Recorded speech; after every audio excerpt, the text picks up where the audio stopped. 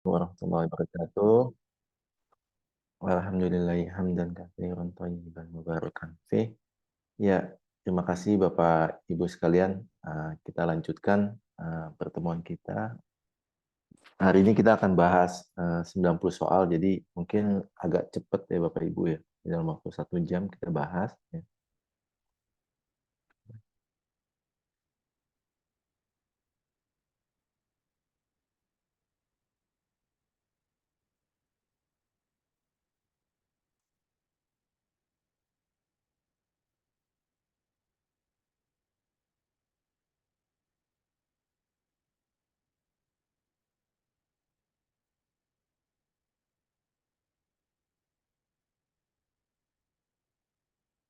Oke,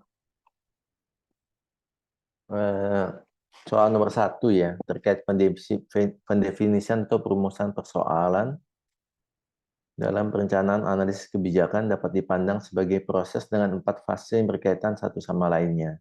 Tahapan penstrukturan persoalan dalam analisis kebijakan yang benar adalah,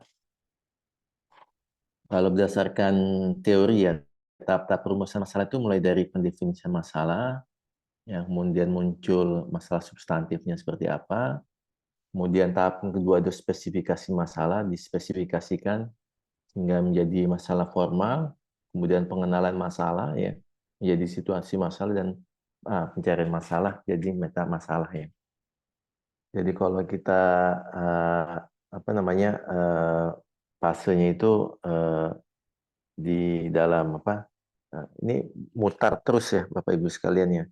Jadi kenapa ini mutar ya? Karena sampai ketemu akar permasalahannya gitu. Nah, kalau kita lihat dari situasi masalah ya, dimulainya itu dari ya eh, dalam fase-fase ini pertama itu ya ada problem search dulu, kemudian ada problem definition, problem specification, dan problem sensing ya. Nah, sayangnya di jawaban di soal pertama ini nggak ada yang mulai dari ini problem searching ya, gitu. Adanya mulai dari problem sensing. Padahal problem sensing itu adalah uh, yang terakhir ya. Tuh.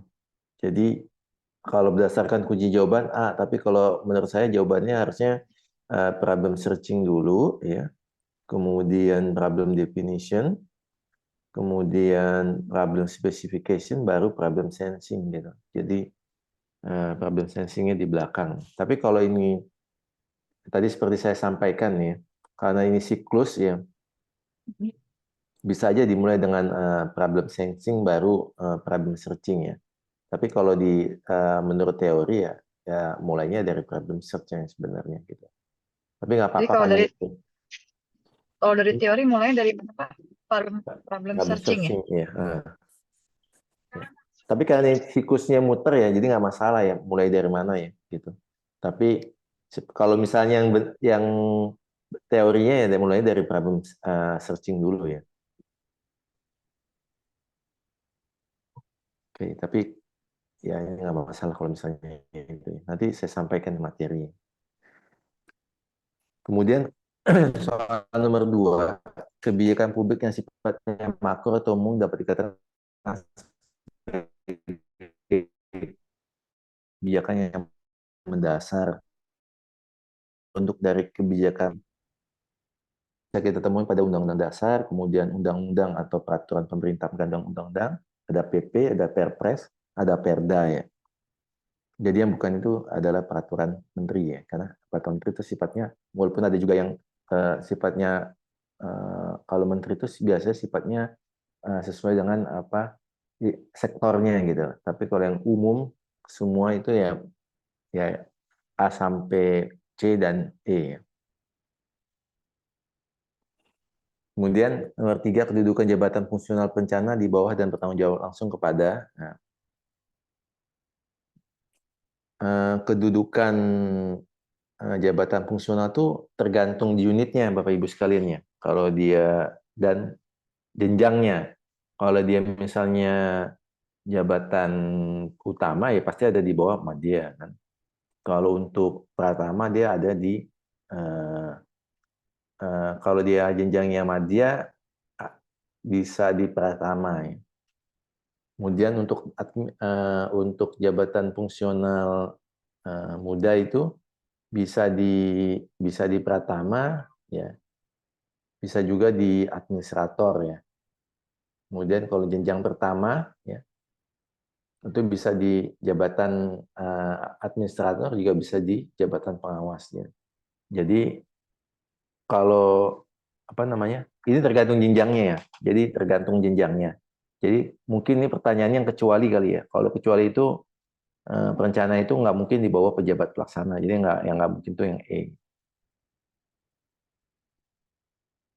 Keempat, menyusun rekomendasi kebijakan strategis dan menyusun perencanaan kegiatan kebijakan jangka menengah merupakan uraian kegiatan dari jenjang jabatan fungsional perencana. Nah, kalau yang sifatnya menengah ya, biasanya itu di ahli madya atau di ahli utama. Ya, bisa yang D, bisa yang E. Tapi biasanya ya kalau yang jenjang yang untuk apa namanya, untuk menengah itu adanya di madya kalau berdasarkan uraian kegiatannya. Tapi bukan berarti utama nggak bisa ya mengerjakan yang di bawahnya. Tapi yang paling tepat yang jabatan yang D, yang ahli madya. Jadi kalau untuk yang biasa itu utama itu yang prototype, yang cukupnya strategis jangka panjang ya gitu. Kalau madya itu yang menengah, kalau biasanya yang muda itu yang biasanya tingkat instansi. Kalau yang baru untuk penyiapan biasa di pertama. Nomor 5, Pak Jeman merupakan pejabat pimpinan tinggi madya yang pensiunnya 3 tahun lagi. Kemudian Pak Jeman pindah jabatan fungsional, maka usia pensiunnya akan menjadi, nah, kalau JPT Madya itu usia pensiunnya itu 60 ya. 60 atau 62 ya. Ya. Kalau berdasarkan batas usia pensiun ya, berdasarkan PP manajemen ASN ya, untuk PNS biasa ya, pelaksana sampai dengan umur 58 tahun, sedangkan sampai ahli pertama dan fungsional muda ya, itu sampai 58. Kalau GPT itu sampai 60 sampai madya, sedangkan untuk yang ahli utama itu sampai 65 tahun. Karena dia adalah pindah jabatan ya, dari kalau GPT madya itu setara dengan, bukan setara, lebih tinggi dari GPT dari ahli utama ya. Jadi kalau yang setara itu bisa diingat ya, untuk ahli utama itu setara dengan JPT Pratama, ahli muda itu setara dengan ahli ahli ahli utama itu setara dengan JPT Pratama, ahli madya itu dengan administrator, ahli muda itu setara dengan pengawasnya. Gitu. Izin Pak, diulang Pak.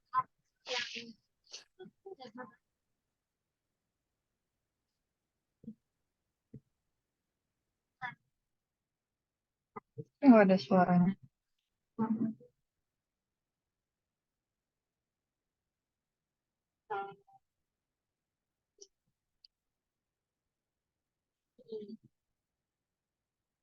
Mbak, sebentar ya.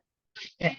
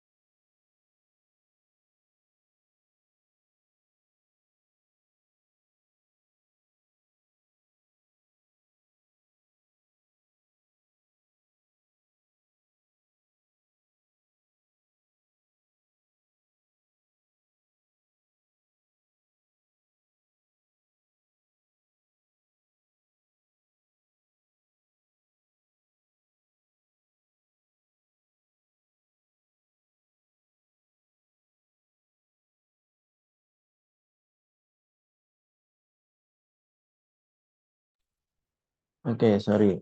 Tadi untuk JPT untuk eh, fungsional utama setara dengan JPT pertama. Usia pensiunnya untuk utama itu 65 tahun ya.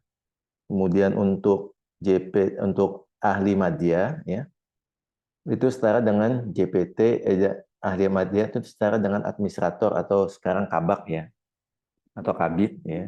Itu usia pensiun itu 60 tahun ya. Kemudian untuk yang muda itu setara dengan pengawas atau kasubag atau kasih ya. Itu usia pensiunnya 58 tahun. Oke, gitu ya. Lanjut ya.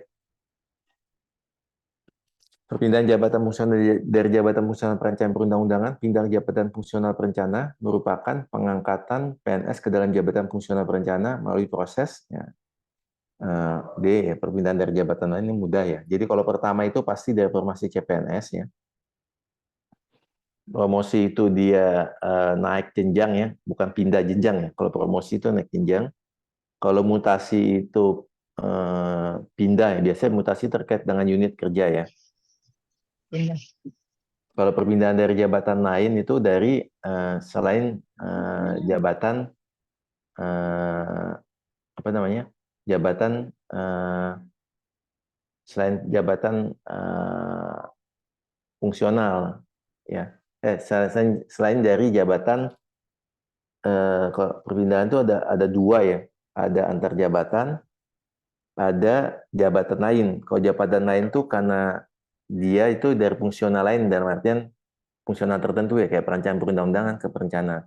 Tapi kalau antar jabatan itu ya dia itu dari jabatan struktural ke dalam jabatan fungsional atau sebaliknya itu antar jabatan.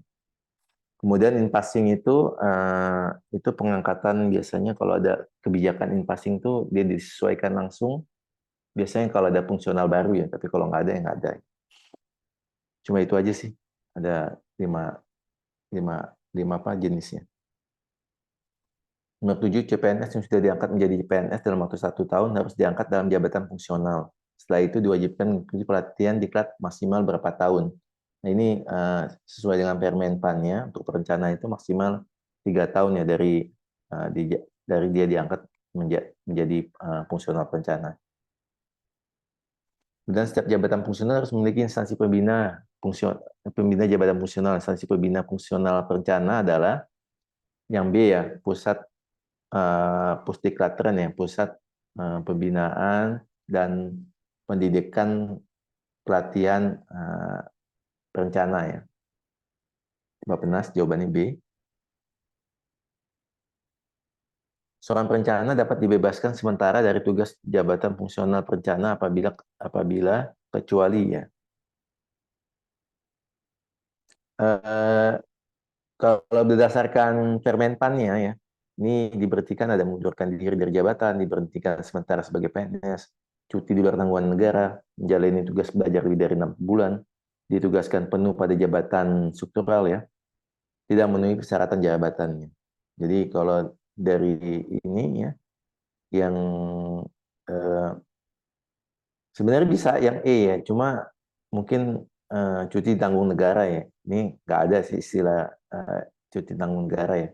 Tapi sebenarnya yang eh, C ya, jatuhi hukuman disiplin PNS juga apa namanya tergantung juga kan hukuman disiplin PNS kan bertingkat-tingkat ya.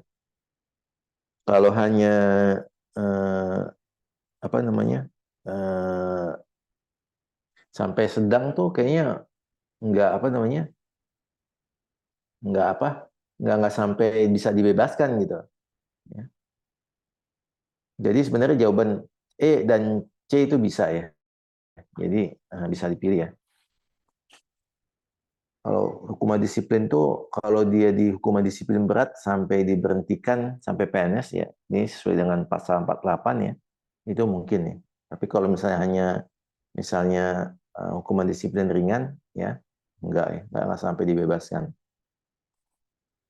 Kemudian nomor 10 berikut merupakan kode etik profesi perencana kecuali ya. Jadi ada tanggung jawab ya yang dibebankan dengan kode etik profesi. Jadi Bapak Ibu sekalian, bedanya fungsional dengan pelaksana ya. Kalau fungsional itu punya kode etik ya. Jadi masing-masing fungsional itu punya kode etiknya atau kode etik profesinya. Nah, begitu juga perencana. Jadi ada beberapa tanggung jawab. Yang pertama itu ada tanggung jawab pada masyarakat ya. Kemudian tanggung jawab pada yang menugaskan dan yang berkepentingan. Yang menugaskan ini bisa klien, bisa pimpinan atau bisa pemberi kerja. Ada tanggung jawab kesejawatan sesama perencana. Ada juga tanggung jawab pribadi ya terkait dengan integritasnya dan profesionalitasnya. Jadi nggak ada itu ya tanggung jawab perencana kepada instansi ya. Berikut merupakan prinsip-prinsip etika perencana kecuali. Nah, ini prinsip-prinsipnya perencana ya. Ada melayani kepentingan publik, mendukung peran serta warga masyarakat dalam perencanaan, menyadari bahwa putusan perencana berciri komprehensif dan jangka panjang, memperluas pilihan dan kesempatan bagi semua warga ya. Jadi yang enggak itu ya yang minta menawarkan jasa demi keuntungan finansial ya. Kemudian untuk model etika dan perencanaan mengacu pada teori moral adalah ya kalau kita lihat satu persatu moralnya taatan moral development, rangkaian tahapan moral dengan cakupan moral dan berprinsip. Ya, kalau substantif filosofikal mengacu pada teori moral ya. Jadi jawabannya B ya. Substansi mengidentifikasi pada individu yang berperan spesifik. Kalau process driven itu berkaitan dengan proses non spesifik pembuatan keputusan suatu etika. Kalau integratif itu mencari teori etika secara terpadu dan mengacu pada prinsip nilai dan kepercayaan moral ya. Ini berat juga soalnya. Saya susah juga nyari ini. Ya, jawabannya B Bapak Ibu sekalian ya. Ya mudah-mudahan soal-soal kayak gini nggak keluar ya Bapak Ibu ya. Amin. Kemudian dalam merencanakan satuan wilayah kita harus memperhatikan bahwa wilayah tersebut harus aman dari segala ancaman dan bahaya sehingga penduduk yang menempatinya terasa aman dan tentram berada di wilayah tersebut. Pernyataan tersebut pada dasarnya dalam merencanakan sesuatu wilayah kita harus berpegang teguh dengan ya. Kalau ini ya, ini soalnya Agak agak gampang. Gampang. ya kalau ngomongin ancaman bahaya pasti dekat dengan nilai keamanan ya. Tapi biasanya ya kalau dalam seperti ini soal itu bertanya berpegang teguhnya pada apa gitu. Nanti nanti tolong diingat berpegang teguh pada RT RW ya, rancangan tata ruang dan wilayah ya gitu. Jadi ini aneh juga soalnya.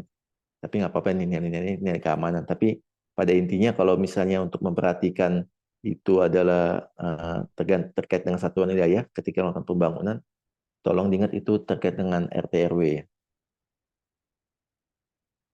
Kemudian berdasarkan Undang-Undang 25 SPPN ya, elemen terpenting dalam sistem perencanaan nasional ya.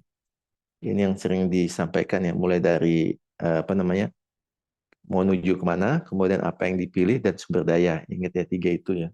Jadi materi sebelumnya ini sering keluar yang seperti ini ya. Jadi jawabannya A.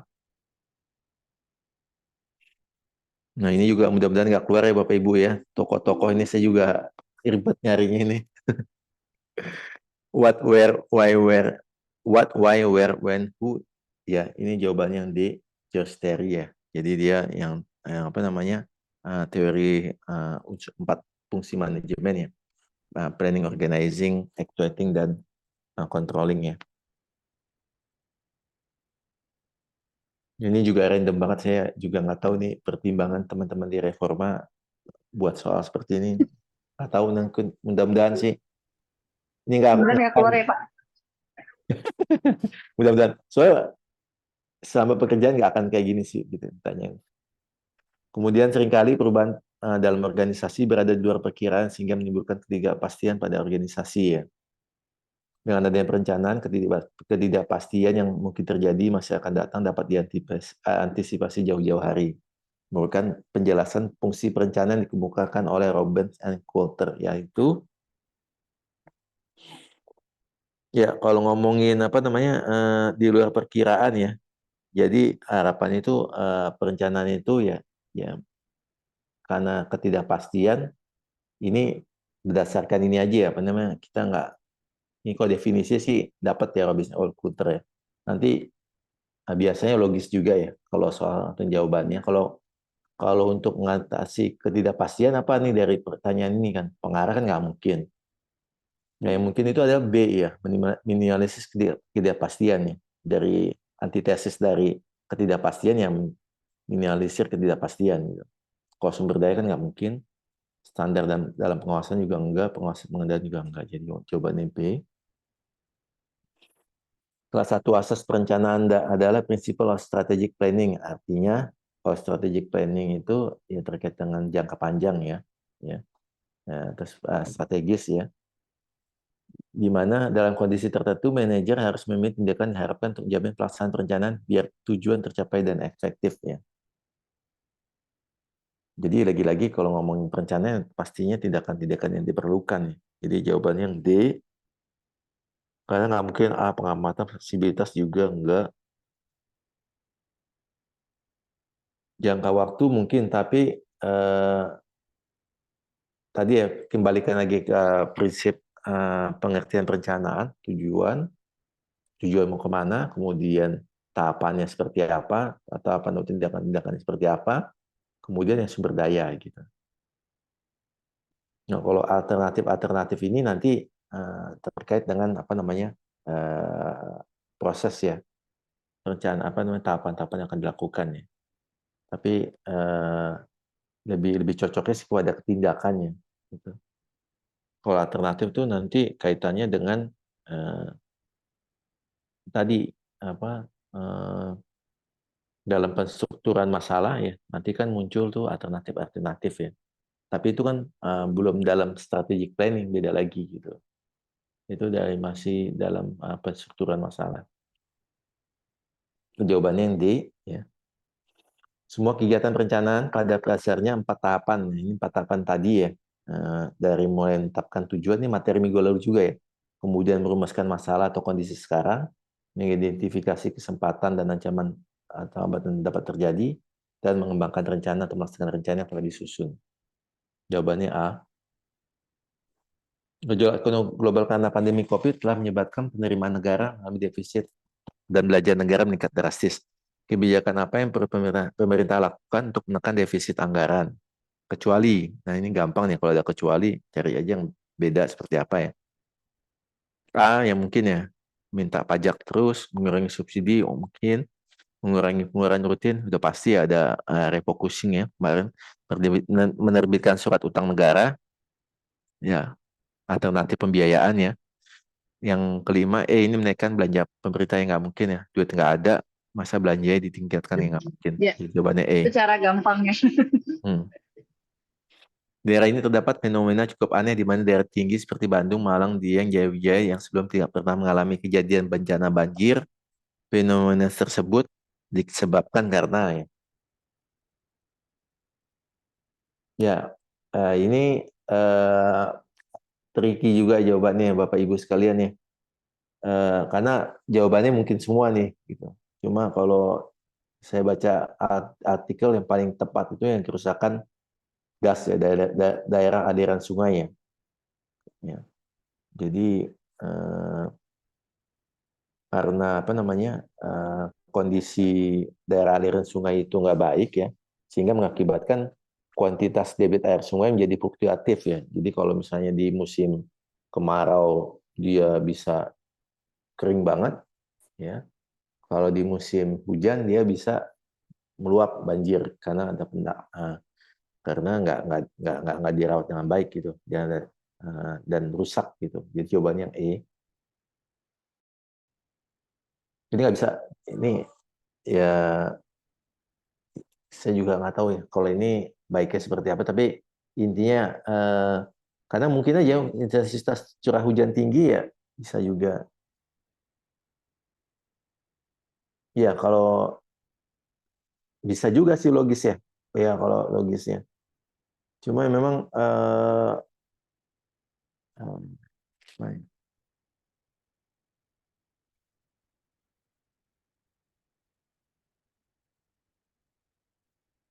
Penebangan hutan juga bisa ya. Memang logis semua ini. Kalau kita lihat jawabannya semuanya, hampir semuanya logis, bisa menyebabkan banjir ya. Tapi kita kalau di apa namanya di kajian-kajian yang paling utama ya ini karena kerusakan das ya. Ini dihafalkan ya Bapak Ibu ya. Jadi nggak bisa pakai logika ini. 21 pada tahun 2020 tercatat sudah 3 kali banjir Jakarta. Masalah utama menyebabkan Jakarta selalu banjir tiap tahun adalah, nah ini juga nih. Tapi berdasarkan apa namanya, berdasarkan beberapa literatur ya, penyebab utama banjir Jakarta ya pertama pastinya curah hujan tinggi ya. Kalau hujan kecil-kecil aja pasti Jakarta nggak banjir ya. Nah, ini minimnya kawasan resapan air dan membuang sampah sembarangan ya. Kalau ini dari jawaban ini yang C ya, yang ada ya. Yang paling utama. Kita lihat apa namanya, lihat ini aja sih. Kebiasaan buang sampah sembarangan juga bisa, tapi lebih banyak kawasan resapan air.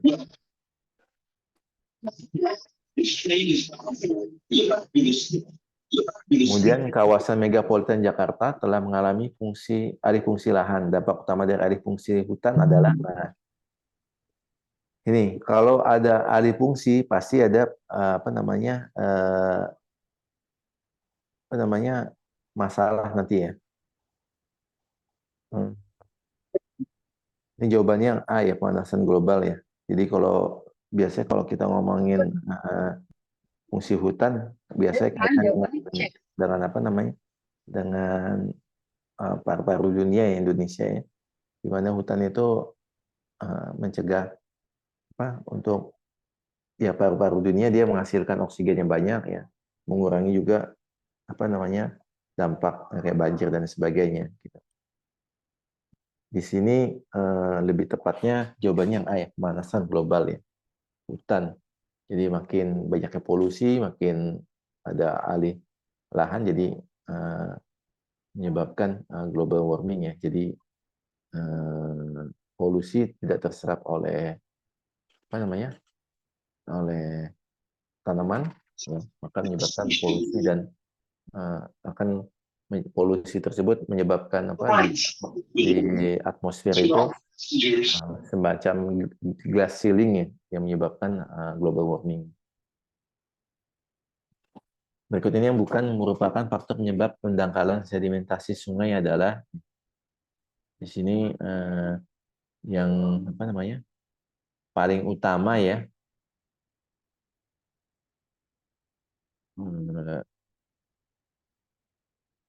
Di sini ada jawabannya oleh arus sungai. Perhatikan pendangkalan sungai adanya pengendapan partikel padatan yang terbawa oleh arus sungai. Partikel ini dapat berubah sampah dan yang terutama partikel tanah akibat erosi berlebihan. Nah, yang apa? Yang A oke masuk alih fungsi adalah yang kawasan hulu juga ya. Jadi kalau ada alih lahan di hulu ya akan menyebabkan juga adanya apa? Erosi ya yang disebabkan tanah-tanah yang longsor dan masih masuk ke dalam sungai. Pembuangan sampah udah pasti ya. Kemudian penyempitan sungai juga. Nah, kalau tata kelola sungai, kalau tata kelolanya baik, pastinya nggak akan ada pendangkalan. Jadi jawaban D. Di bawah ini adalah salah satu fungsi waduk dari segi ekonomi.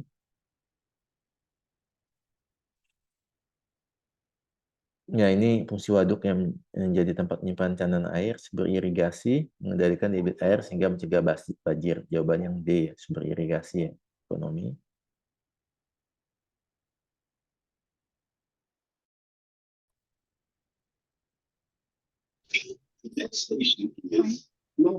Kemudian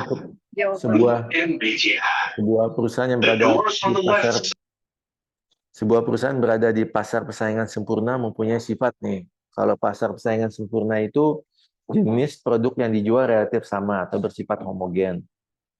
Setiap perusahaan menawarkan barang yang identik, perusahaan lain dapat berperan sepenuhnya dalam saling menggantikan penjualan produk satu sama lain.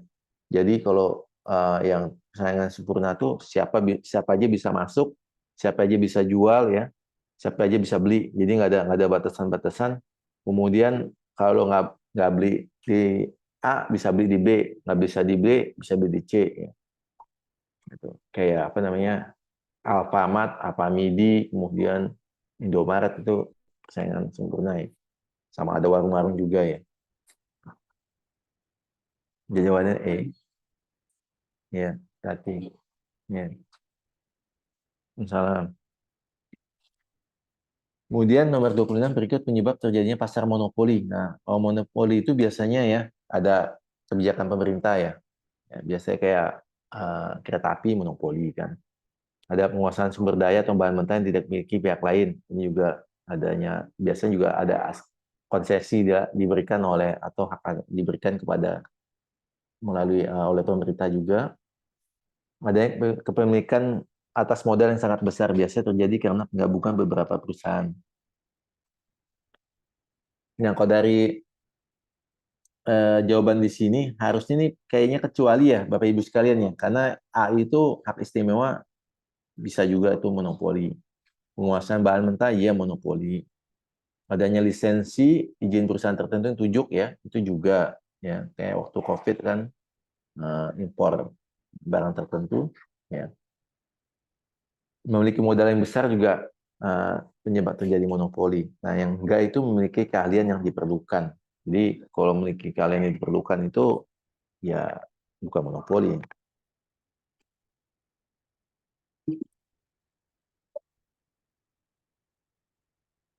Nah, ini juga nih mudah-mudahan nggak kayak gini ya. Mungkin kalau di teman-teman PU tahu ya mungkin ya.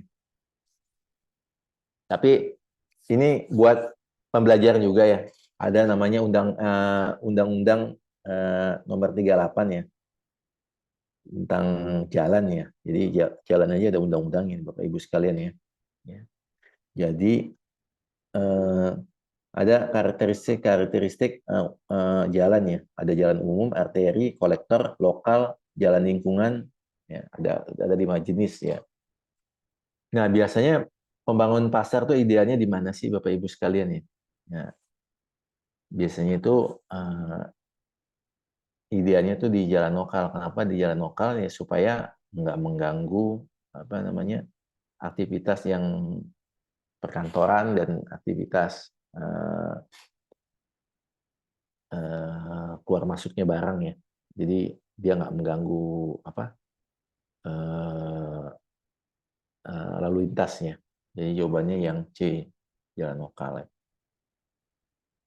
Beda kalau nanti rumah sakit ya, ya biasanya di arteri. Gitu. Oh, di arteri.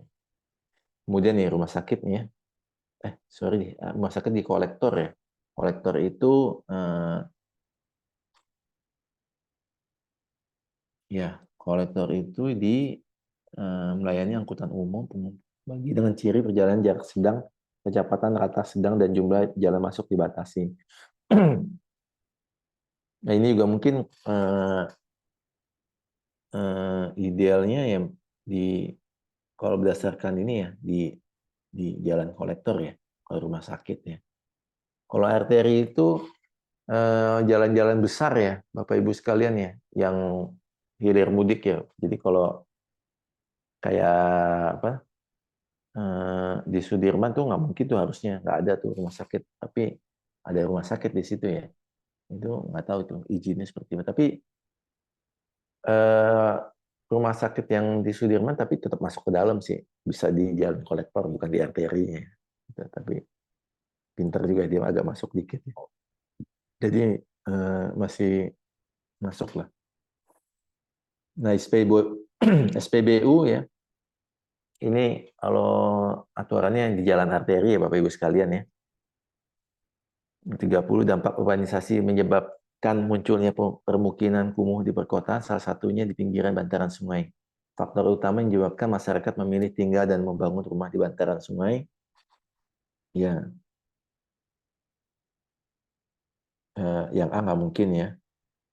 Nah ini, yang B namanya pemerintah menyiapkan permukiman, yang C mungkin ya, tapi nggak nggak gitu juga ya. D belum tertatanya bantaran sungai, warga tidak mau bermukim di tempat disediakan juga enggak. Jadi tepatnya itu yang B terkait dengan hak masyarakat untuk mendapatkan lingkungan hidup yang aman dan lingkungan hidup yang layak dan perumahan ya. Itu termasuk salah satu haknya. Di jawaban B. PKL ya, sebelumnya berkonotasi negatif ya. Namun memang mulai di tahun 2015 ya, bahkan sekarang ya, PKL itu konotasinya udah nggak apa namanya, nggak identik lagi ya, karena biasa dulu dianggap suka mengganggu ya masyarakat ya.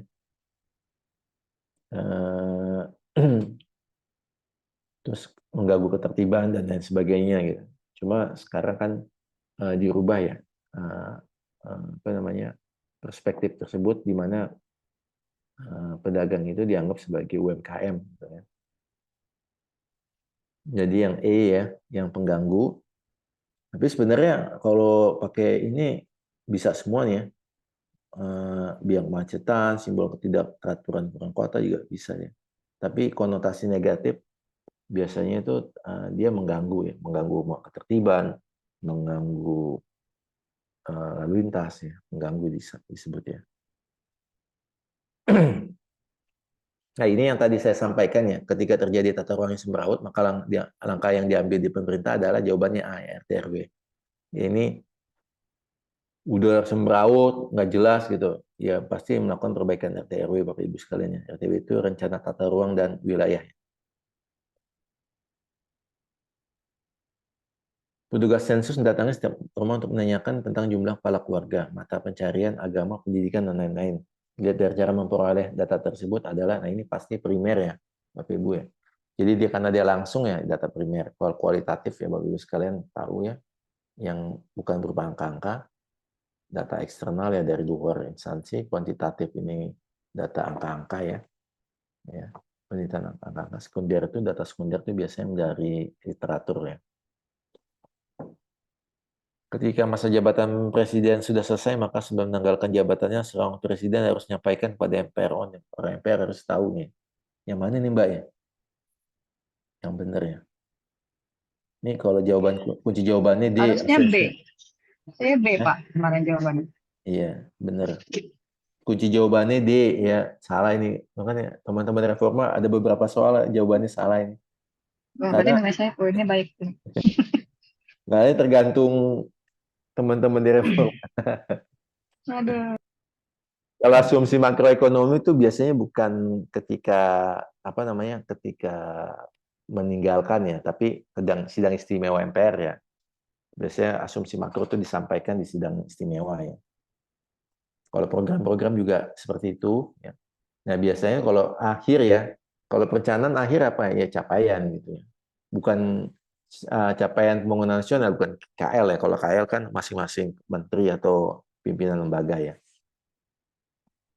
Jadi yang lebih tepat EB ya. Dalam menentukan data atau informasi menjadi isu strategis, sekurang-kurangnya memenuhi kriteria sebagai berikut. Ya.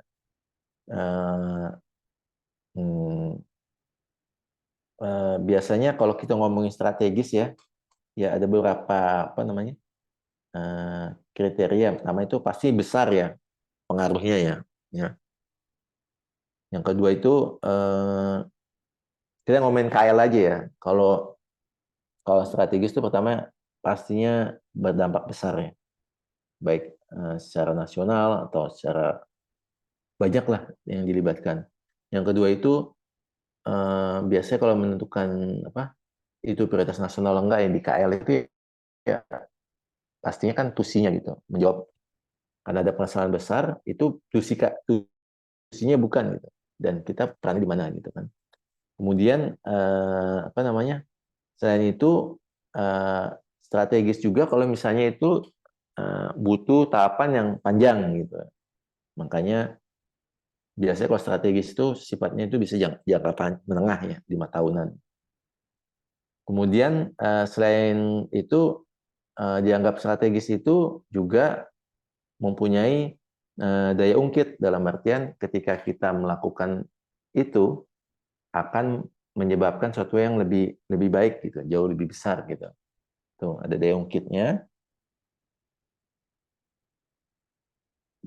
Kelima itu kemungkinan atau kemudahannya untuk dikelola. Kalau makin sulit itu enggak juga ya. Mungkin ini aneh juga nomor 5 ya. Tapi yang pasti nomor 6 ya. Ya, kalau dianggap strategis itu janji politik, baik itu kepala daerah maupun presiden. Jadi kalau presiden janjinya banyak, berarti makin banyak yang strategis ya. Padahal belum tentu ya. Itu tergantung juga ya. Jadi makin sedikit sebenarnya harus apa? Kalau makin banyak yang strategis, berarti makin nggak ada yang strategis. Kalau kalau kalau kami dari perencanaan, anekdotnya gitu. Kalau apa?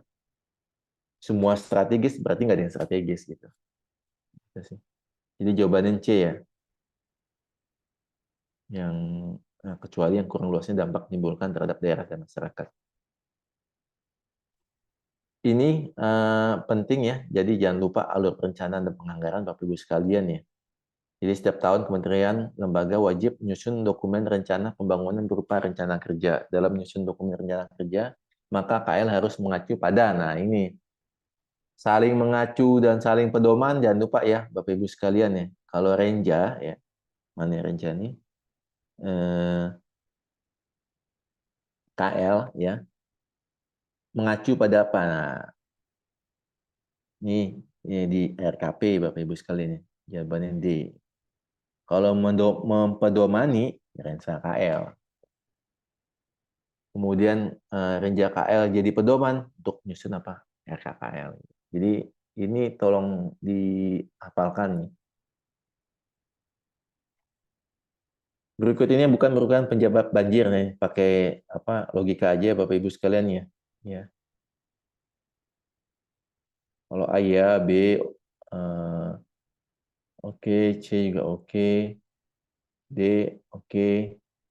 Nah, air tanah penuh. Nah, ini juga aneh ya. Air tanah kok penuh ya. Gitu. Jawabannya E ya. Pada zaman Orde Baru, ketika BIM masih menganut sistem anggaran berimbang, dikenal namanya tabungan pemerintah. Tabungan pemerintah berasal dari, nah ini tabungan pemerintah, kalau nabung berarti ada kelebihan ya, penerimaan. Ya, itu. Jawabannya A.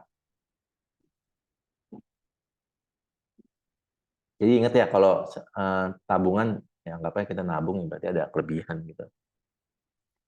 Yang 39, ketika kita akan menyusun rencana pembangunan, baik RPJM, RPMN, atau D, maka harus diawali dengan isu strategis. Isu strategis didapatkan dari analisis suatu permasalahan dengan salah satunya pohon masalah. Berikut adalah manfaat dari penggunaan pohon masalah dalam melakukan penstrukturan persoalan. Ini penting ya, Bapak Ibu pasti keluar terkait dengan penstrukturan masalah. Kenapa ini jadi penting? Karena ketika kita akan menyusun sebuah perencanaan, otomatis kita akan melakukan penstrukturan masalah dulu. Apa sih sebenarnya akar masalahnya gitu? Sehingga dalam proses perencanaan itu diputuskan ya langkah-langkah yang memang untuk menjawab persoalan-persoalan yang akar dari masalah tersebut gitu. Dari beberapa soal tryout yang saya bahas ya, hampir semua ada soal terkait ini.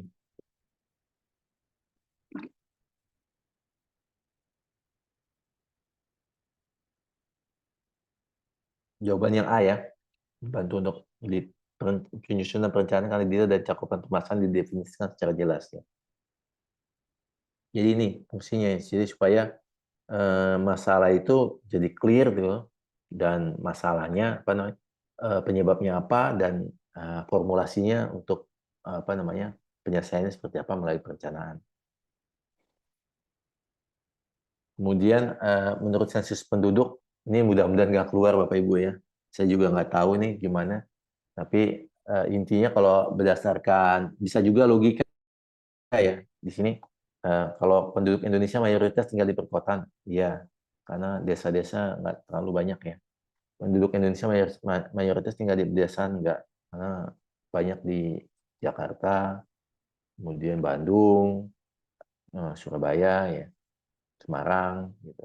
Jadi banyak menumpuk pola pola apa namanya pola kependudukan kita mendekati ke kota ya.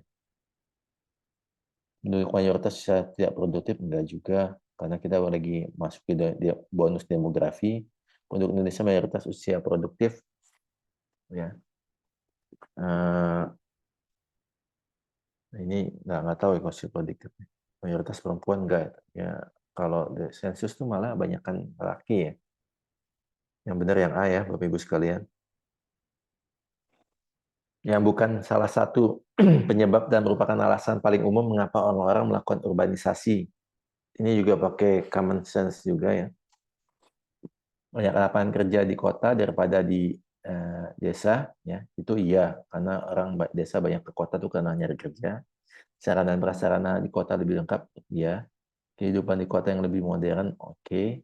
Pendidikan berkualitas tinggi dan lebih banyak, ya emang. Yang banyak tempat hiburan, banyaknya tempat hiburan nggak membuat adanya urbanisasi ya. Berdasarkan Undang-Undang 23 tahun 2014 ya tentang urusan ini terkait dengan pemerintahan daerah mas saya. Ini klasifikasi urusan pemerintahan terdiri dari 3 urusan ya. Absolut, konkuren, dan umum ya. Kalau yang absolut itu ya Bapak Ibu ingat aja triumvirat ya. Ya, salah satu yang triumvirat itu adalah Kementerian Dalam Negeri, Luar Negeri, satu lagi triumvirat itu keuangan ya kalau salah. Ya, fiskal ya. Jadi yang menjadi urusan secara apa namanya? Yang dibagi ke pemerintah daerah itu ya yang yang nggak ada di dinas saja kalau Bapak Ibu uh, lihat ya. Kalau di daerah kan ada dinas pariwisata, ada dinas pertanian kan gitu, ada disperindak, ada terkait dengan apa namanya transmigrasi ya, itu di daerah tuh yang masih diserahkan ke daerah. Kalau absolut itu di pemerintah pegang langsung ya, kayak pertahanan keamanan kan, agama, kanwil tuh ada agama kanwil daerah, justisi, kependudukan, ya ada Kemdagri, politik luar negeri, dan moneter fiskal. Jawaban yang A.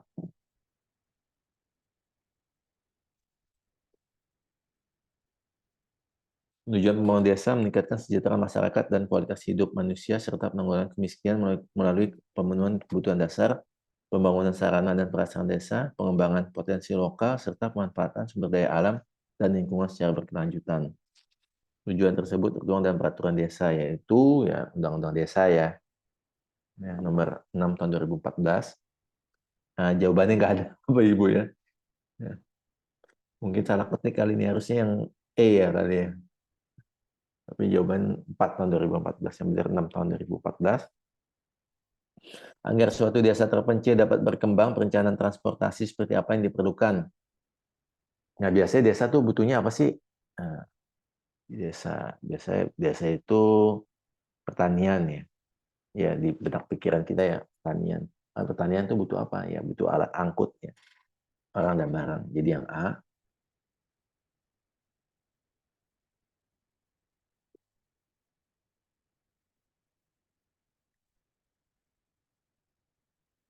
Khususnya di kota besar Indonesia, apalagi Jakarta, kemacetan lalu lintas hampir setiap hari terjadi. Entah sampai kapan masalah ini bisa diselesaikan dialami.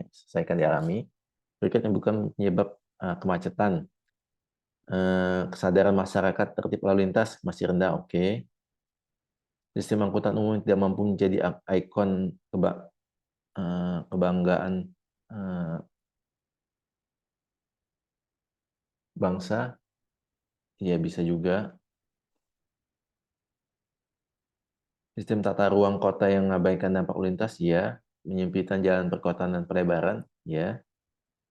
Pertumbuhan jalan mampu menyimbangi pertumbuhan kendaraan. Kalau ini nggak macet ya, jawabannya E yang kecuali ya. Barang dan jasa publik merupakan barang jasa yang derajat eksklusivitas dan derajat keterhabisan rendah dikarenakan barang dan jasa publik ini disediakan oleh instansi pemerintah dengan menggunakan anggaran APBN, APBD yang ditujukan untuk program dan tugas instansi tersebut. Adapun beberapa contoh barang dan jasa publik yaitu, kalau jasa publik itu ya yang terkait dengan banyak orang ya, yang disediakan biasanya ada yang diatur oleh pemerintah ya, kayak penyediaan kapal penumpang, pelayanan kesehatan. Jadi biasanya kalau yang publik itu highly regulated ya, Bapak Ibu sekalian ya. Cirinya seperti itu ya. Penyediaan pendidikan ya, ini highly regulated juga. Penyediaan infrastruktur transportasi sama juga ya. Nah, ini terakhir penyediaan sarana transportasi online. Nah, ini juga sepertinya soalnya nggak memasukkan yang unsur yang baru ya. Karena transportasi online juga sepertinya sekarang itu menjadi termasuk salah satu transportasi publik juga ya, walaupun sifatnya satu-satu ya, tapi tetap ini highly regulated juga ya. Gitu. Belakangan ini banyak program pemberdayaan perdesaan yang dilaksanakan dengan menggunakan fasilitator seperti program PKH, Desa Mandiri, Desa Siaga Bencana, Desa Tangguh. Tugas dari seorang fasilitator adalah kecuali ini kalau tugasnya itu melakukan pendampingan, mediasi, fasilitasi, dan advokasi kepada KPM PKH dalam proses perubahan perilaku pola pikir yang mandiri dan produktif. Ya. Jadi yang bukan yang yang berikan nasihat atau pendapat. Ya. Undang-Undang 26 tentang tata ruang, salah satu isinya mengatur tentang pemanfaatan di kawasan perkotaan. Dalam setiap pembangunan di perkotaan, maka syarat yang harus dipenuhi adalah penyediaan ruang terbuka hijau. Berapa persen persentase penyediaan ruang terbuka hijau dalam pembangunan. Nah, ini kalau di Undang-Undang 26 pasal 29 ya, 30% Bapak Ibu sekalian ya, atau 0,3 ya, yang A. Berdasarkan Undang-Undang 26 tentang tata ruang, Urban Park Connector ya, ya ini Urban Park Connector itu menghubungkan ya ya RTH satu dengan lainnya di setiap kota ya. Yang A, koefisien Gini ya, ini ketimpangan sosial ketimpangan pendapatan yang memenuhi 4 kriteria ya. Ini kalau koefisien Gini itu ada 4 kriteria: anonimitas, independensi skala, independensi populasi, dan prinsip transfer. Jadi yang bukan itu prinsip kesemestaan. Berikut ada dampak negatif dari inflasi kecuali. Nah, ini inflasi harga naik ya, Bapak Ibu sekalian, nilai uang turun ya. Ingat ya, harga naik karena nilai uang turun, inflasi itu. Yang kecuali ini bukan terganggu stabilitas ekonomi, ini dampak inflasi, memburuknya distribusi pendapatan ya. Ini nanti koefisien Gini akan meningkat, harga-harga barang naik sedangkan pendapatan tidak naik, ya kan? Tadi inflasi naik ya harga barang. Debitur akan mendapatkan untung. Nah, nih, jadi ketika inflasi itu tinggi ya, yang pasti akan diuntungkan ya debitur ya, peminjam. Kenapa pinjam diuntungkan? Karena nilai uang itu berkurang Bapak Ibu sekalian ya. Sehingga dia membayar lebih murah dari ketika dia pinjam ya. Dan terakhir kreditur akan mendapatkan nilai uang yang lebih kecil ya. Ya, otomatis karena nilai uangnya berkurang ya, nilainya makin menurun, otomatis nilai uang lebih kecil. Globalisasi ya, bawa dampak positif ya bagi kehidupan manusia ya. Mana yang menjadi membawa dampak negatif globalisasi yaitu ya, kecuali nih ya, kalau sikap individualistik ya, westernisasi ya, pola hidup konsumtif ya, globalisasi, kesenjangan sosial juga iya. Perubahan tata nilai dan sikap sebenarnya bisa iya juga nih ya. Kunci jawabannya cuma yang paling negatif, yang bukan negatif ya perubahan tata nilai, tapi bisa juga perubahan tata nilai dan sikap ini yang ke arah negatif ya. Ya kita anggap ini positif ya Bapak Ibu ya. Jadi jawabannya yang kalau yang A, B, C, D ini negatif semua ini.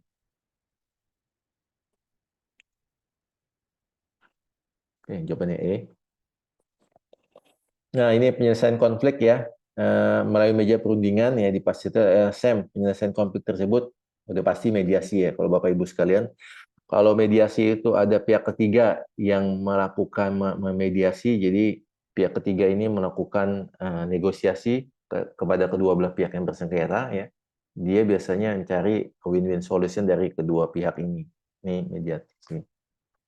Nah, kalau ada arbitrase itu dia itu diberikan kewenangan untuk memutuskan apapun yang dari kedua belah pihak, ya. Dia memutuskan ini harus A jawabannya gitu. Dia arbiter itu dia memutuskan. Kalau mediasi enggak, mediasi itu dia hanya memediasi gitu, memfasilitasi pertemuan dan dicari jalan tengahnya seperti apa. Kalau arbitrase enggak, mereka nyampaikan semua, nah nanti arbiter itu memutuskan. Negosiasi itu ya negosiasi, konsiliasi itu di apa ya, dikonsolidasikan ya, di, di diajak gabung, enggak kan, koersi itu dipaksa, enggak, bukan. Jadi jawabannya E.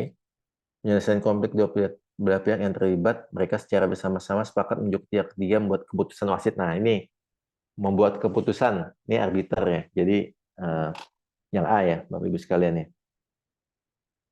Ketika panen cabai melimpah, harga cabai akan murah karena cabai yang tersedia di masyarakat terlalu banyak. Sebaiknya ketika panen gagal, akibat serangan hama, harga cabai semakin berkurang akan semakin mahal.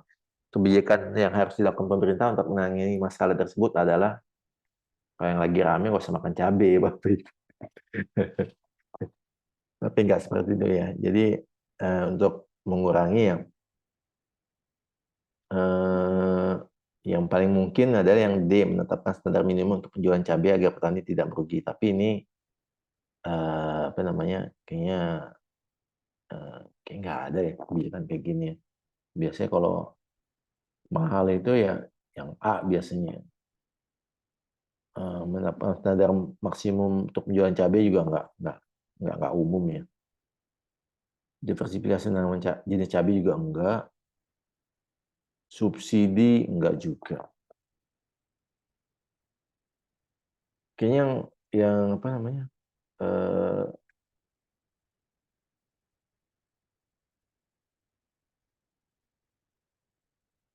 Ya paling yang kalau menolong ya dari sisi apa namanya? Sisi ketika gagal panen serangan hama ya supaya nggak merugi ya harga minimum ya.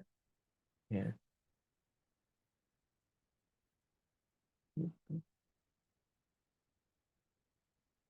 Kemudian 56 perangkat pemanfaatan ruang diperlukan untuk mewujudkan tertib dalam tata ruang ya.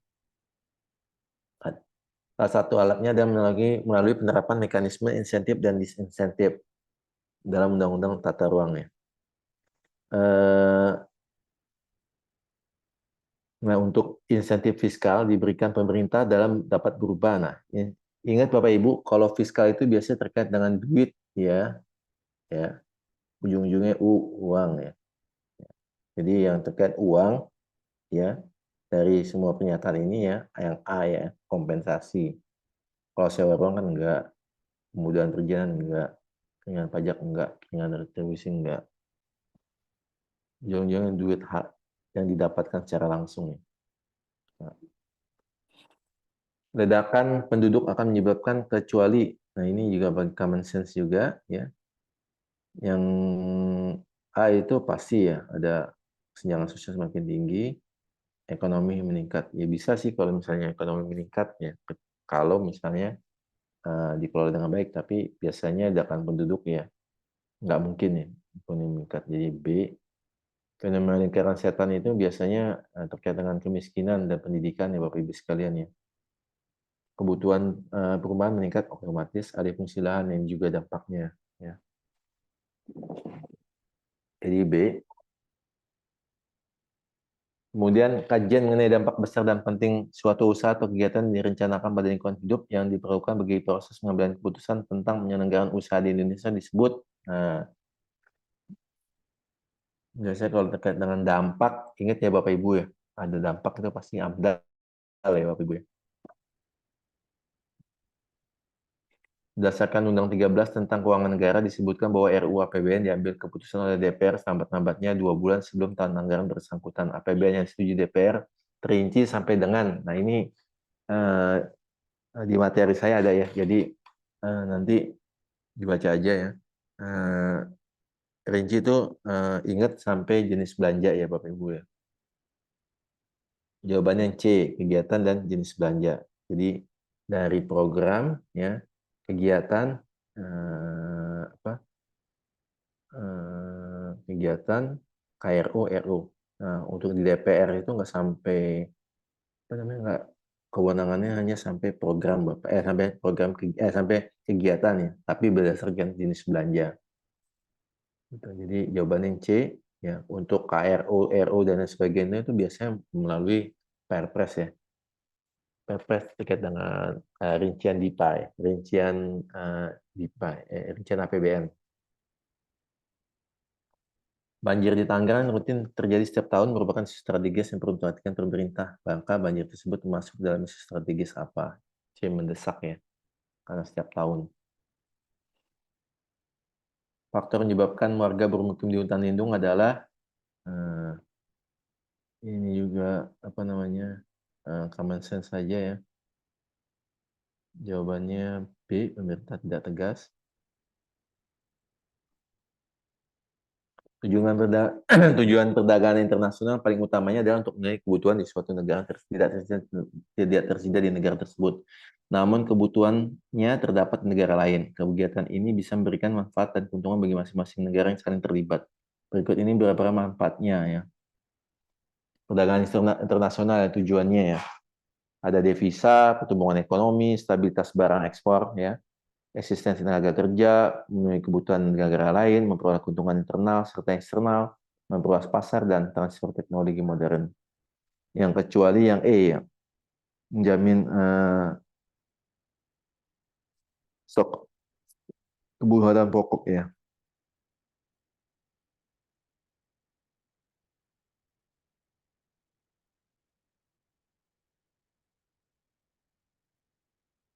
Kalau stok ya pasti fungsinya bulog ya, bukan perdagangan ya. Nah ini sering keluar ya Bapak Ibu terkait dengan pengangguran ya. Jadi rumusnya itu pengangguran adalah pengangguran terbuka ditambah setengah menganggur ditambah mencari kerja, itu pengangguran.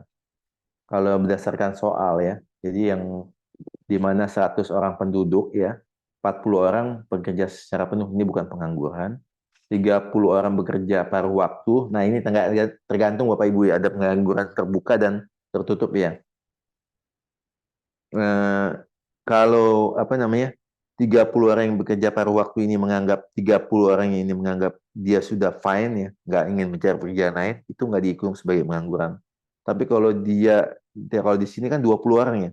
20 orang ini ingin mencari pekerjaan lain, ya ini dihitung nih Bapak Ibu ya. Dihitung ya? Dihitung 20-nya. Kemudian 10 orang sekolah nggak dihitung, 8 orang mencari pekerjaan dihitung, 5 orang pensiun nggak dihitung, 7 orang sedang menganggur dihitung. Jadi 20 tambah 8 tambah 7. Jawaban 35. Pekerja yang bekerja dengan jam kerja rendah di bawah ini, sepertiga jam kerja normal atau kurang dari 35 jam di undang-undang seperti ini ya. Namun masih mau menerima pekerjaan, ada pengangguran jenis, nah ini jenis terbuka ya. Setengah menganggur ya Bapak Ibu tadi, maaf ya. Jadi kalau dia menganggap dirinya masih kurang dan masih mencari pekerjaan, dianggap setengah menganggur. Udah sampai rumah, baik. Cepet banget ya. Jawaban E. Naik MRT cepet, Pak. Emang di rumahnya di mana? Di Fatmawati turunnya apa namanya? Oh, Stasiunnya. dekat rumahnya.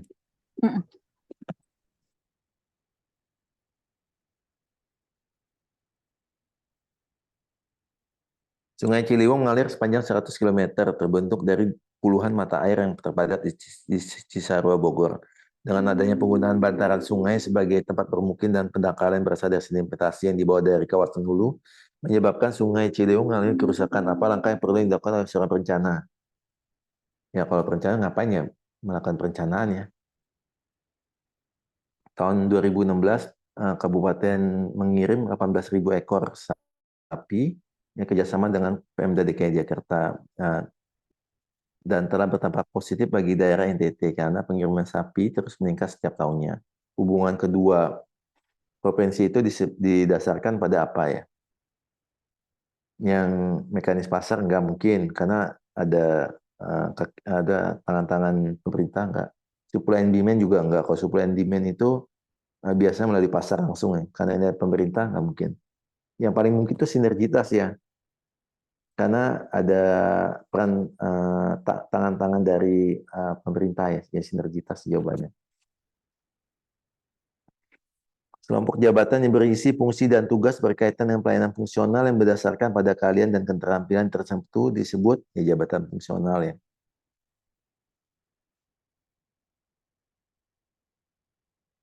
Jadi kan kalau fungsional tuh harus punya keahlian dan keterampilan Bapak Ibu sekalian ya. Kenaikan harga barang dan jasa secara umum dan terus-menerus dan jangka waktu tertentu, ya kalau naik terus dalam jangka waktu tertentu itu namanya ada inflasi. Kalau deflasi itu menurun, kalau defisit itu transaksi berjalannya minus ya. Kalau surplus itu kalau lebih, ke unbalance itu nggak apa ya unbalance ya, nggak simbang ya. Jawabannya A inflasi. Hak pekerja atau karyawan pekerja atau karyawan diterima dan dinyatakan dalam bentuk uang sebagai imbalan dari pengusaha atau pemberi kerja kepada pekerja yang ditetapkan dan dibayarkan menurut suatu perjanjian kerja, kesepakatan atau peraturan perundang-undangan, termasuk tunjangan bagi pekerja dan keluarganya atas suatu pekerjaan dan atau jasa yang telah dilakukan disebut. Ya, ini jawabannya upah ya. Ya, kalau berdasarkan perjanjian ya, yang dibayarkan secara apa namanya, menurut suatu perjanjian ya, ada tunjangan juga ini termasuk ada upah ya.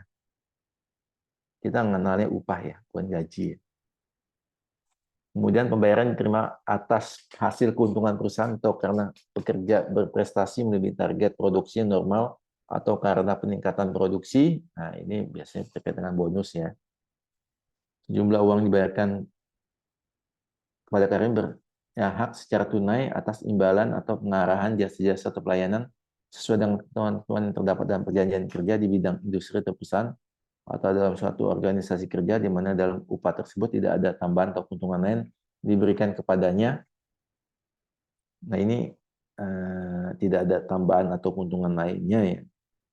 Ini definisi dari upah nominal ya, jadi nilainya. Jadi ada beberapa jenis upah ya, ada upah nyata, ada upah nominal, ada upah wajar, ada upah minimum. Kalau minimum itu seperti UMR ya, jadi ada standar biaya hidup di suatu daerah. Kalau wajar itu kewajaran yang dibayarkan oleh pengusaha ya, imbalan atau jasa pada perusahaan. Kalau nominal itu sejumlah uang dibayarkan pada pekerja secara tunai sebagai imbalan atau jasa atau pelayanan sesuai dengan perjanjian nominal, sesuai dengan perjanjiannya. Nyata benar-benar harus diterima oleh seorang buruh yang berhak ya. Ini juga ya beda-beda tipis ya. Pengertiannya yang saya paham ya nominal, wajar, sama apa namanya minimum ya. Paling biasa digunakan yang upah minimum dan nominal sih biasanya. Nominal itu terkait dengan biasanya jumlah yang ada di perjanjian. Upah uang yang nyata yang benar-benar harus diterima oleh seorang yang berhak disebutnya ini upah nyata gampang ya. Seorang pekerja karyawan relatif mempunyai biaya kebutuhan hidup yang lebih luas. Tidak hanya pokoknya, ya, misalnya iuran asuransi jiwa, pendidikan dan beberapa lainnya disebut. Nah ini jawabannya upah hidup ya, karena termasuk juga yang lainnya kayak asuransi. Kalau minimum itu biasanya hanya sebatas dia apa namanya memenuhi kebutuhan hari-harinya aja ya, mulai dari makan, transportasi, ya, komunikasi ya. Tapi kalau sampai asuransi jiwa pendidikan itu nggak masuk ya. Menonjolkan arti dan peranan tenaga kerja buruh atau karyawan sebagai subsistem yang kreatif dalam suatu sistem kerja merupakan tujuan dari ini tujuan penentuan upah minimum ya. Jawabannya yang D.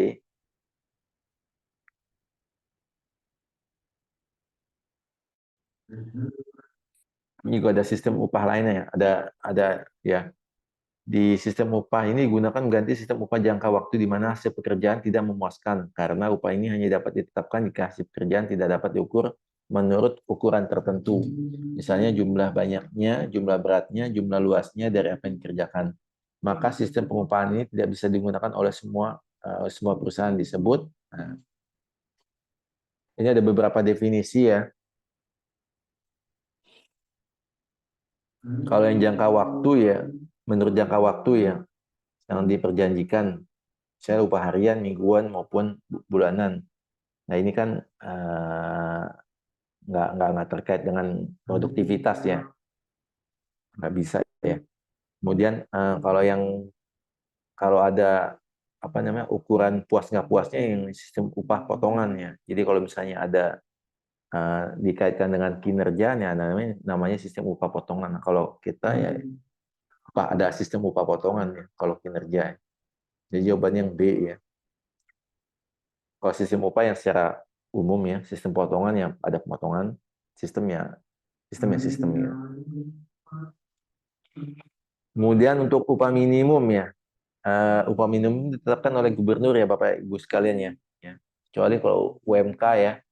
Jadi sebenarnya ada dua sih upah minimum, ada upah minimum provinsi, ada upah minimum regional itu biasanya kabupaten kota. Kalau yang kabupaten kota ya oleh apa namanya bupati atau wali kotanya ya. Namun patokannya tetap tidak boleh rendah dari upah minimum provinsi ya. Jawabannya B. Kondisi di mana terdapat ketidakseimbangan antara masyarakat satu dengan masyarakat lainnya yang memiliki satu yang sama tidak bisa dipungkiri ketimpangan sosial masih menjadi masalah di berbagai negara termasuk Indonesia yang disebut ya ini pakai common sense aja ketidakseimbangan ya berarti ada ketimpangan ya. Jadi jawabannya C ketimpangan sosial. Untuk interaksi manusia yang saling mempengaruhi satu sama lainnya, sengaja atau tidak sengaja, dan tidak terbatas pada bentuk komunikasi verbal, tapi juga dalam hal ekspresi muka, lukisan, seni, dan teknologi disebut dengan, ya, ini interaksi satu sama lain, sengaja maupun tidak sengaja, terkait dengan komunikasi yang ada.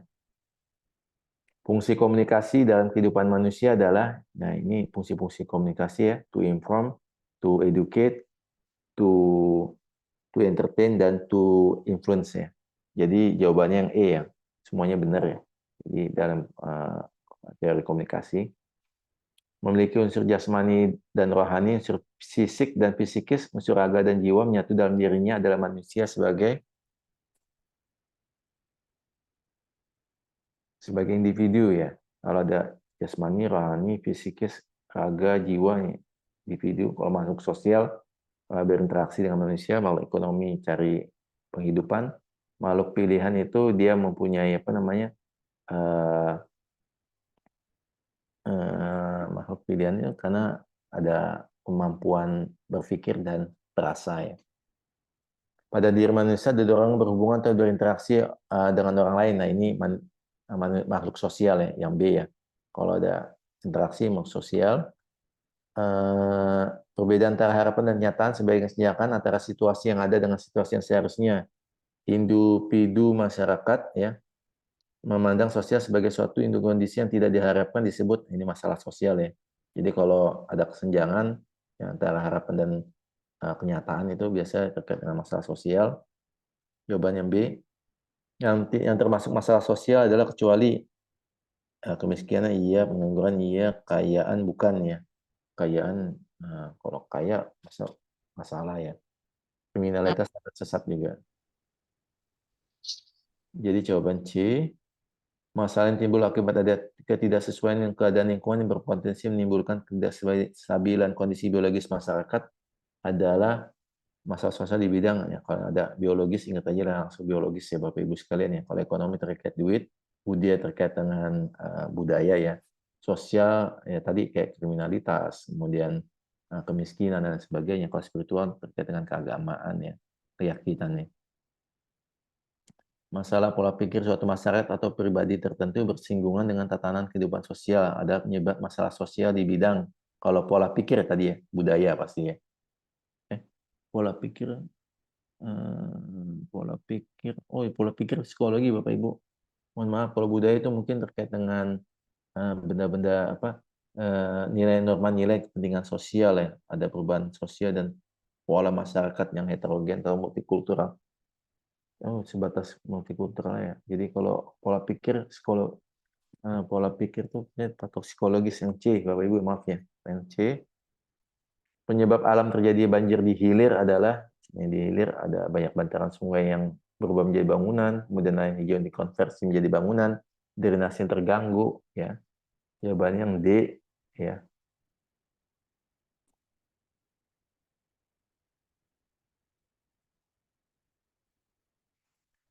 Kemudian lanjut, dalam setiap kehidupan masyarakat, stratifikasi sosial akan selalu ada. Hal ini disebabkan oleh ini penyebab timbulnya stratifikasi sosial, ya. Sebenarnya stratifikasi sosial itu ada juga yang serta merta, ya, kayak umur, kemudian ya umur sih paling gampang tuh. Nah, ada ketidakseimbangan ini penyebabnya tidak seimbang hak dan kewajiban, perbedaan kemampuan individu, adanya proses kelembagaan, ya. Ada sesuatu yang dianggap bernilai dan tidak bernilai di masyarakat, aturan distribusi pemerintah, mekanisme mobilitas ya gerak berubah, ya. Jadi yang benar yang C, ya, adanya sesuatu yang bernilai dan dihargai dalam masyarakat, ya.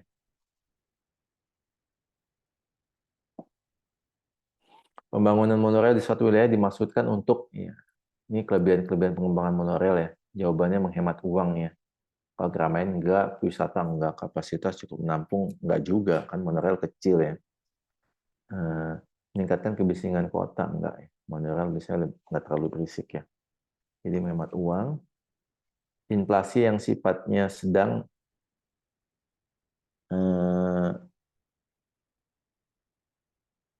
baca. Saya tutup dulu, kelihatan. Inflasi yang sifatnya sedang atau di ambang batas bila tidak diatasi akan menciptakan ketidakstabilan ekonomi. Adalah ini jenis-jenis inflasi Bapak Ibu sekalian, ya. Yang benar jawabannya yang A, ya. Terkait apa namanya? Galloping inflation. Galloping inflation adalah inflasi menengah ditandai dengan adanya kenaikan harga barang cukup tinggi dan memiliki sifat akselerasi yang terjadi dalam jangka waktu cukup singkat, ya. Artinya harga-harga pada minggu atau bulan ini lebih tinggi daripada harga-harga minggu atau bulan lalu. Kemudian pada minggu atau bulan yang depan akan meningkat dan seterusnya. Ini galloping inflation. Jawaban yang A.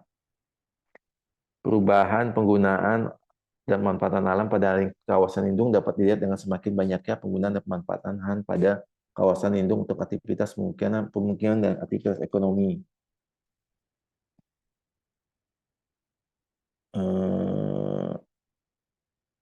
Adalah, ya, kalau misalnya perubahan penggunaan lahan pada kawasan lindung biasanya itu akan menyebabkan adanya pemukiman daerah rawan bencana, ya. Jadi ketika kawasan lindung itu berubah statusnya, ya, menjadi pemukiman lahan atau menjadi perumahan, otomatis dia akan mempengaruhi kawasan lainnya. Biasanya akan muncul kerawanan, ya, daerah rawan bencana. Jawabannya B. Oke, mungkin itu Bapak Ibu sekalian, ya, yang bisa saya sampaikan. Ya, mohon maaf, ya, agak panjang, ya.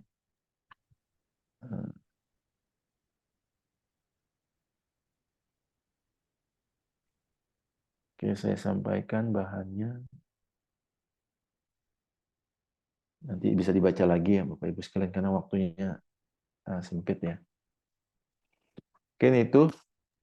Selamat nanti ujian P3K-nya. Mudah-mudahan apa yang dipelajari, ya, nanti keluar. Saya sampaikan sedikit, ya. Untuk yang berbasis kinerja yang Bapak Ibu, saya sampaikan bahannya nanti bisa dibaca, ya. Untuk apa namanya? Karena ada kaitan dengan perencanaan penganggaran berbasis kinerja, ya, nanti dibaca sendiri, ya. Udah saya sampaikan, ya, di kolom chat, ya. Iya, Pak. Di download, ya. Mungkin itu, terima kasih. Kita tutup dengan doa penutup majelis. Assalamualaikum warahmatullahi wabarakatuh. Waalaikumsalam warahmatullahi wabarakatuh.